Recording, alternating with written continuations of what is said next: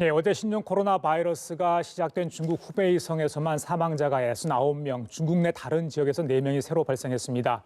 사망자 중에는 중국 당국이 감추기에 급급한 사이 신종 코로나 환자 발생 사실을 처음 폭로했던 의사도 포함돼 안타까움을 더하고 있습니다. 확진자도 계속 늘어서 중국에서만 3만 명을 넘어섰습니다. 자세한 소식 취재기자 연결해 들어보겠습니다. 이봉석 기자.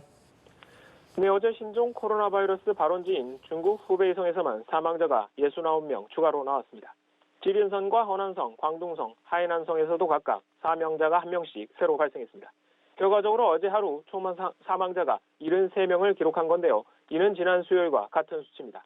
이에 따라 중국 본토 내 총 사망자는 636명, 전 세계로는 총 638명이 됐습니다. 또 후베이성에서는 확진자가 2,447명이 늘었습니다. 중국 본토에서만 확진자가 3만 명을 넘어선 상황입니다. 사망자 가운데는 신종 코로나 환자 발생 사실을 처음 폭로했던 의사도 포함되어 있습니다.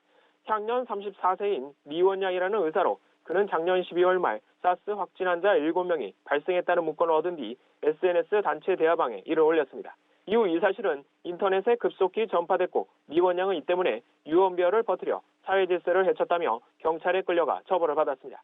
그가 위중하다는 소식이 전해지자 수많은 중국인들이 그를 응원했는데요. 결국 신종 코로나와 싸우다 폐렴 증세로 숨을 거뒀습니다. 또 어제 우한의 한 병원에서 태어난 지 30시간 된 신생아가 감염됐다는 소식 전해드렸었는데요. 신생아 감염자가 1명 추가됐다고 CNN 방송이 보도했습니다. 산모태아 전염 사례가 잇따른 건데요. 그러나 아직 정확한 감염 경로는 밝혀지지 않았습니다. 의료 당국은 출산 과정, 모유 수유, 의료진에 의한 감염 등 다양한 가능성을 염두에 두고 있습니다. 확산세가 줄어들 기미가 보이지 않자 중국 지도부는 각종 특단의 조치들을 내놓고 있습니다. 발병지인 우한 주민들에 대해서는 당국이 전수조사에 나설 예정이고요. 수도 베이징은 식당에서 3명이 넘는 사람이 함께 모여 식사하는 것을 금지하기도 했습니다.